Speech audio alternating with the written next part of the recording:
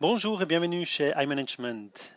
Je m'appelle Serge et dans cette cinquième vidéo, j'aimerais vous montrer comment faire la planification d'un projet. Pour y accéder du menu principal, vous cliquez tout simplement sur le Gantt. Vous trouvez sur la planification détaillée dans l'entête des informations générales sur le projet. Ces informations sont reprises du mandat du projet que vous avez déjà établi auparavant. Ensuite, vous avez certains éléments pour la navigation. Vous pouvez trier avec ces flèches ici et vous avez différents filtres. Vous avez à gauche les possibilités de rentrer des tâches et tout à droite, il y a ce qu'on appelle un graphique Gantt où ça montre justement toutes ces tâches. Je reviens sur la grandeur normale.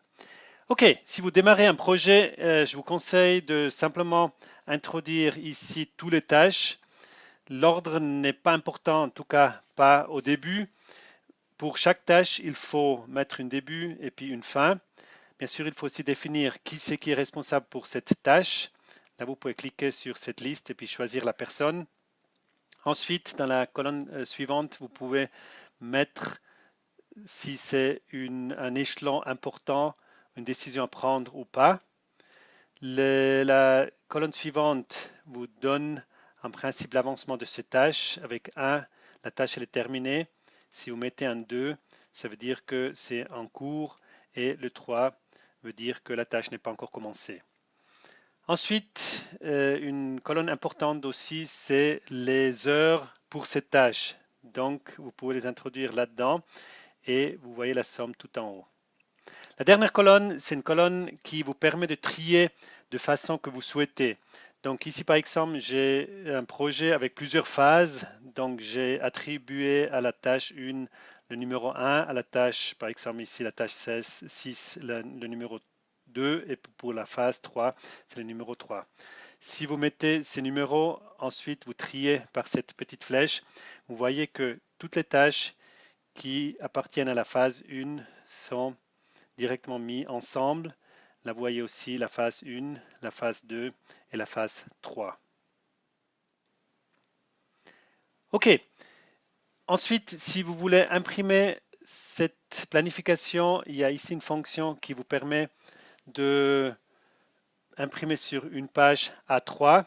Vous pouvez choisir si vous voulez une impression d'une année ou si vous voulez une impression sur 3 ans. Donc, vous cliquez tout simplement sur le bouton correspondant. Ensuite, pour revenir à la planification, vous cliquez sur la petite flèche. Vous avez aussi la possibilité de mettre des filtres pour n'importe quelle colonne. Donc, si par exemple, je cherche un filtre, je vais mettre ici, j'aimerais toutes les tâches de telle personne. Je clique sur la personne, OK, et j'ai le filtre et toutes les tâches de cette personne. Il ne faut pas oublier d'enlever de nouveau le filtre. Et vous pouvez bien sûr aussi mettre des filtres sur plusieurs colonnes en même temps.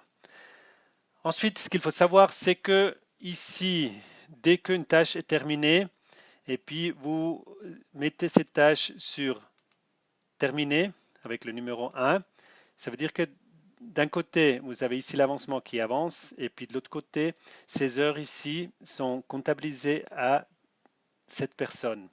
Et cette comptabilité, vous la voyez aussi sur le fichier de l'équipe de projet. Donc si je vais ici dessus, vous allez tout à droite et là vous voyez que la comptabilité ici des heures réalisées se fait automatiquement. Je reviens sur la planification.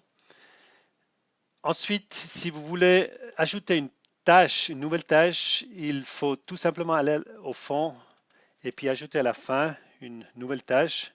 Je vais mettre ici la tâche 20 par exemple. J'ajoute une date de début et puis une date de fin. J'attribue cette tâche à une personne. Ensuite, je ajoute ici encore le numéro 3, ça veut dire que la tâche n'a pas encore démarré. Et puis disons que cette tâche, elle dure une journée, donc je mets 8 heures et je vais attribuer cette tâche à la phase 2 par exemple. OK, une fois introduit, il suffit d'appuyer sur la flèche ici pour le triage et la tâche sera directement mise dans l'ordre.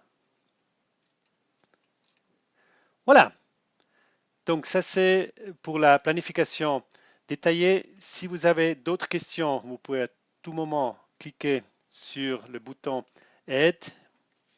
Vous allez arriver sur le helpdesk de notre site internet où vous trouvez davantage d'informations et vous pouvez aussi télécharger encore d'autres vidéos. Merci beaucoup et à bientôt.